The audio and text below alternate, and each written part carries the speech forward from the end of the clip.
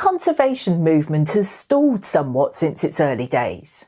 In fact, since the 1960s and 70s, it's been sabotaged by small-mindedness and thrown badly off course. It's dumbed down and has achieved very little of worth in recent times. There needs to be a radical overhaul, but this unfortunately won't happen anytime soon. Yet again, the social conditioning of monkey do what monkey see is a pertinent factor. Any education on green matters has been superficial compared to what's actually needed. If this was an end-of-term report, the relevant word here would be disappointing. That next generation, who grew up knowing far more things at an earlier age than those of us before them, and were therefore expected to do much better, have proved to be a resounding flop.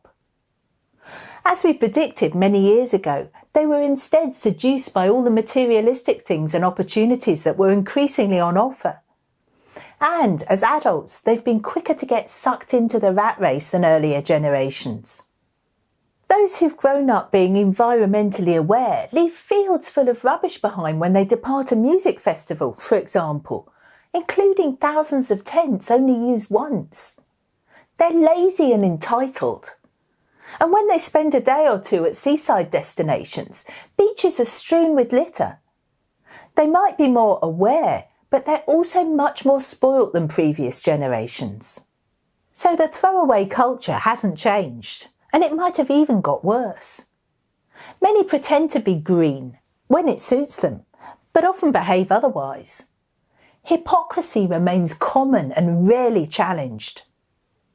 The early conservation pioneers blossomed in America more than a century ago. John Muir was one of the best, now recognised as the father of the national parks. Originally from Scotland, he moved to the US aged 11 and was inspired by the great American wilderness. He played a prominent role in the preservation of what is now Yosemite National Park in California, recognising that the herds of grazing sheep were destructive. He was influenced by the writings of deep thinkers like Henry David Thoreau and Ralph Waldo Emerson. Muir and others of that time would be saddened by the state of the world today, disappointed at the lack of progress since their days. They'd be shunned by the modern environmental movement as being too radical.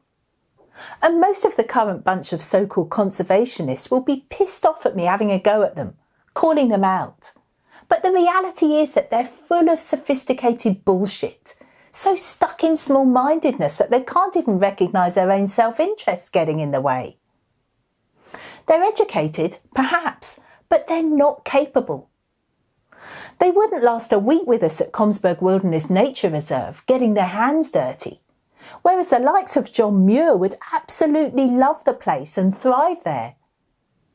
It's not that our organisation is controversial. We're not. We're just genuine, evidence-based and capable, which sadly makes us an extremely rare species or a bunch of pioneers. We clearly recognise that a superficial approach won't work. It hasn't and isn't, which you can easily see for yourself if you open up your eyes. Seeing television pictures of baby harp seals being clubbed to death on the snow in the 60s and 70s woke many people up to what humans were doing to wildlife. And the stunning view of Earthrise from the moon made an even deeper impression on many individuals at that time, widening yet also simplifying and focusing attention. You could discuss big problems like overpopulation back then, before people later became intimidated to even bring the topic up. There should have been an ongoing series of forward steps, but society has seemingly slipped backwards. Tokenism and fashionable theories have dominated over recent decades. The best-known example of tokenism is recycling.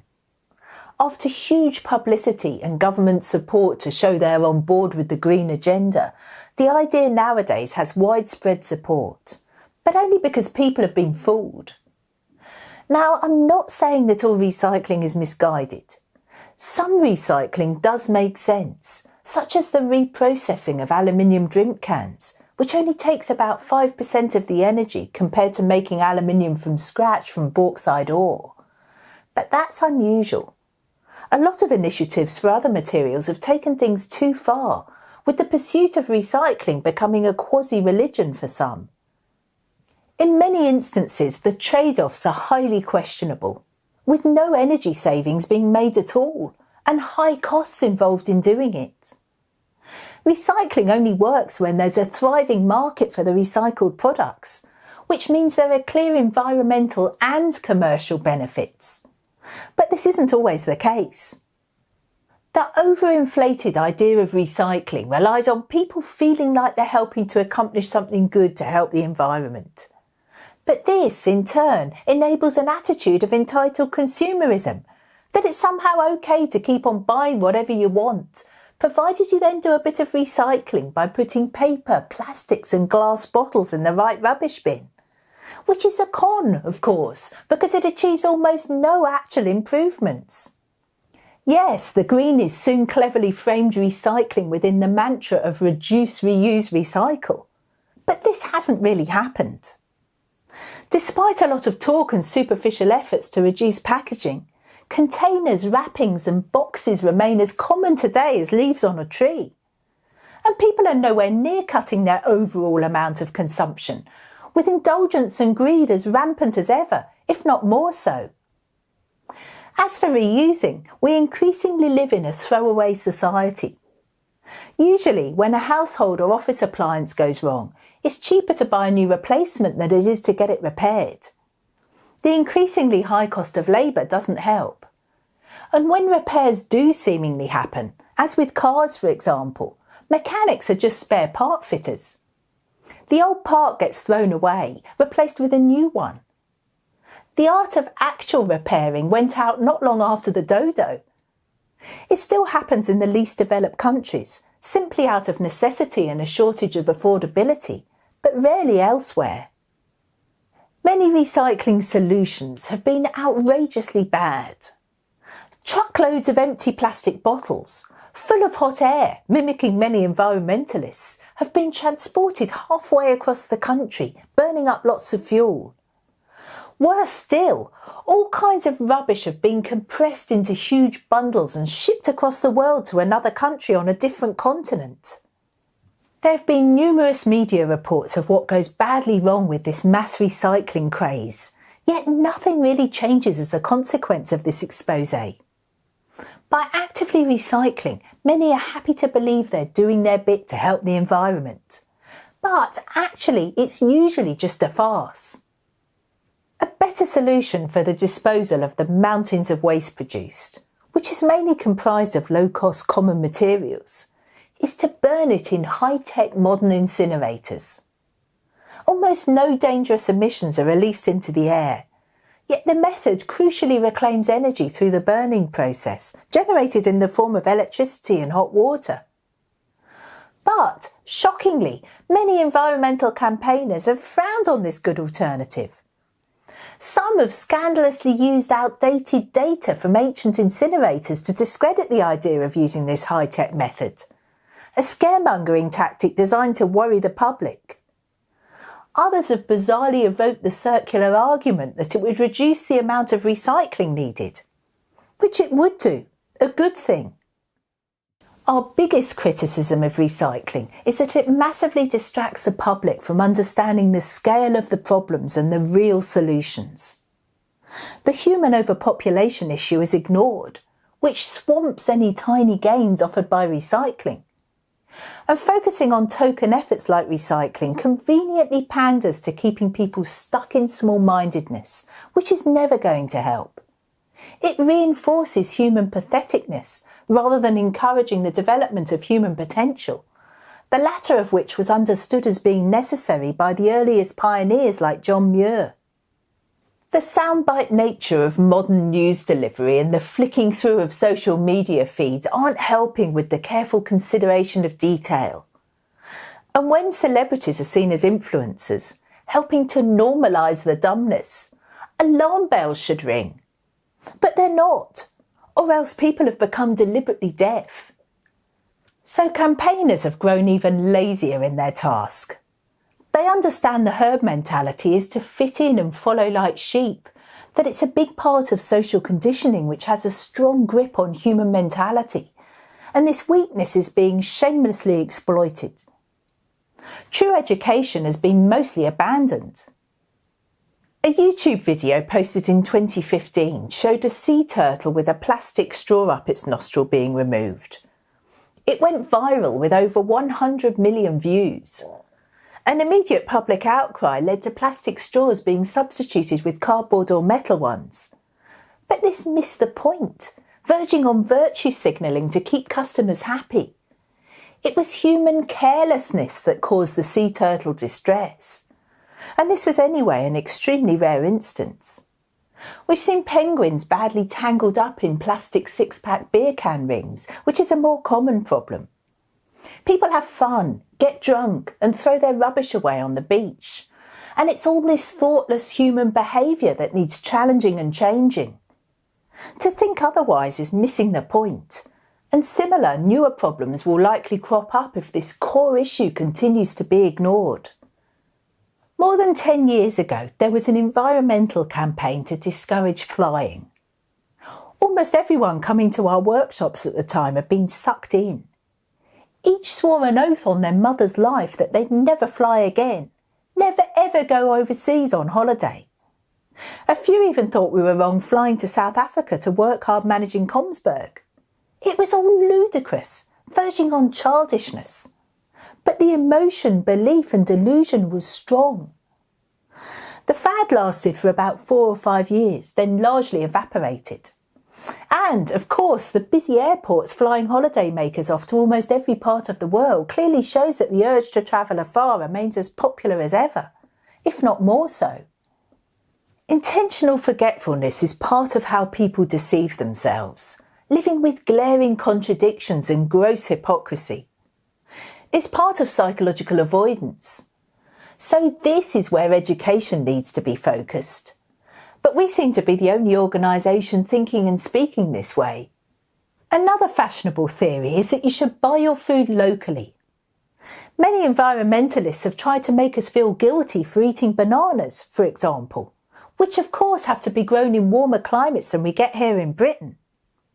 But they don't moan about coffee beans, do they?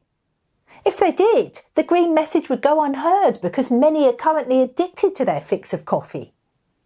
Anyway, the hard fact of economy of scale is missed by most greenies, who fail to realise that delivery of a handful of local farm produce can require a disproportionately high amount of energy. Likewise, this economy of scale factor means that bulk transportation from afar isn't anywhere near as bad as some might think. Arguments for reusable cloth nappies versus disposable nappies still rage on, with silly claims being made that fail to hold up when the details are examined.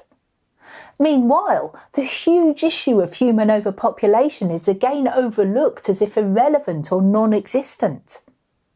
Wildlife gardening became a fashionable eco-friendly thing to do decades ago. We've had a large 2-acre garden as part of the Oasis since 1982, so we were ahead of the game on this one, but thankfully not making an art form of being stupid. Everyone gets buddleias right, which isn't exactly difficult because of all the butterflies attracted to them on a sunny day in July. However, as for many of the suggestions, it's embarrassing. We're supposed to have nettles in our gardens. Yes, nettles are the plant food for caterpillars of 5 different British butterfly species. But there's already zillions of nettles everywhere. If you want to be a lazy gardener and let the weeds grow, fine. But please don't fool yourself that you're helping the wildlife. Another ludicrous suggestion is to use native water plants, such as Iris pseudochorus, in small garden ponds.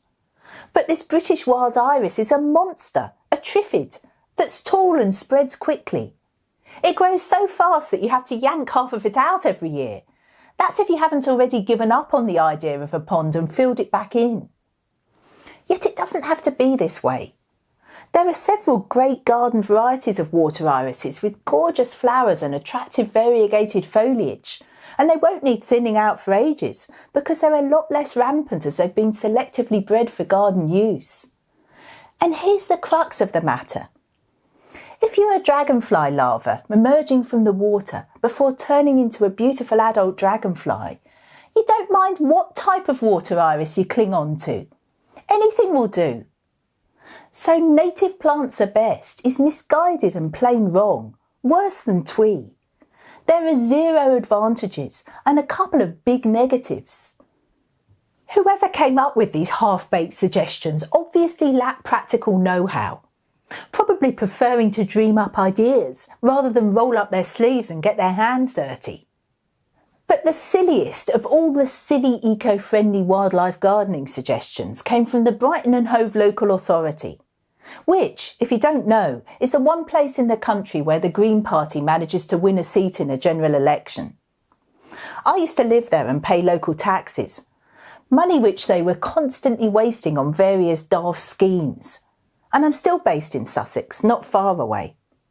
So, window boxes.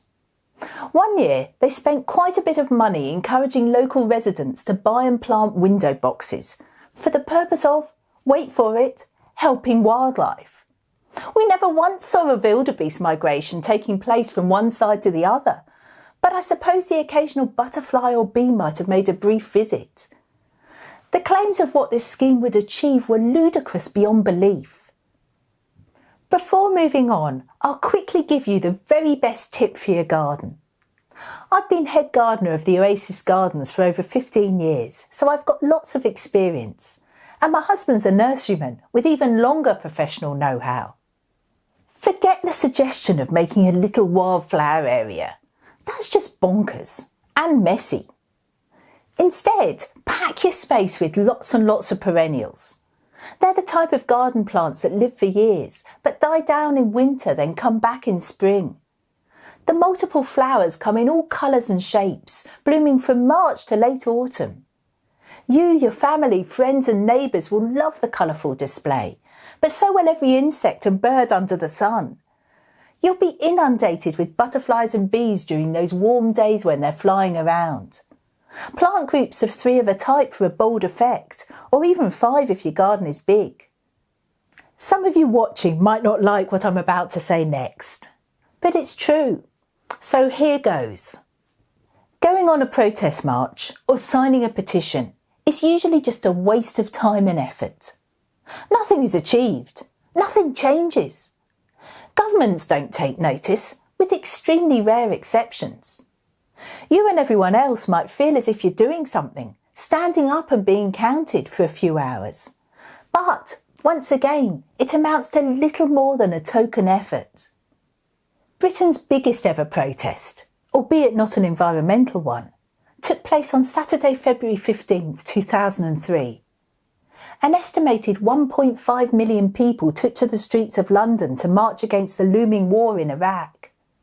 It didn't make any difference. Tony Blair was never going to listen. He and George W. Bush had already made up their minds to attack, despite there being no actual evidence of weapons of mass destruction. The war happened, along with the obscene levels of death, destruction and other forms of mayhem. To repeat, those 1.5 million protesters achieved nothing. Blair wasn't even later indicted for war crimes. The recent spate of environmental protesters on our roads, stopping traffic for hours, has only succeeded in alienating large numbers of the general public as a result of them being delayed through being caught up in it all. It backfires, although the campaigners are too self-obsessed to realise this. We're sympathetic to those wanting to do something, often feeling powerless, and it temporarily does produce a sense of togetherness when people act as one. But this isn't a fruitful way. You need to be smarter. So, to summarise, superficial education and tokenism doesn't work. It's been tried for decades. We've seen it, and it's got nowhere. The major problems remain, and there's now 8 billion of us collectively messing things up. Soon to be 9 billion, 10 billion, 11 billion. Tokenism can't work when faced with this many people. Not to mention the increasing worldwide greed fueled by entitlement and distraction. Small-mindedness must be replaced by an ability to think big as well as better attention to detail. Crucially, this has to be supported by an evidence-based approach, different from merely pandering to emotional whims. Everything actually boils down in the end to human psychology. If you look at it as a crime scene, with the eyes of a detective, the incriminating giveaway clues are everywhere. But you need to look, really look, to see these so-called intangibles, because otherwise you'll be blindsided by normalisation. Digging down to the roots of what causes the environmental crisis also takes a bit of bravery. You have to be yourself instead of going along with the crowd. You must learn critical thinking skills and, most importantly, yet trickiest of all, be prepared to look at your own psychology, warts and all, plus the resulting behaviour. It's much easier to instead pull off a few leaves or hack at the branches than it is to tackle the roots. In our next film, we'll get stuck into the biggest problem of all. If you can see that overpopulation is a major part of what's wrong, then it's about to get worse. Much, much worse. And this biggest problem of all isn't only responsible for what's causing devastation to the natural world. It's also the cause of almost all forms of dysfunction and human suffering.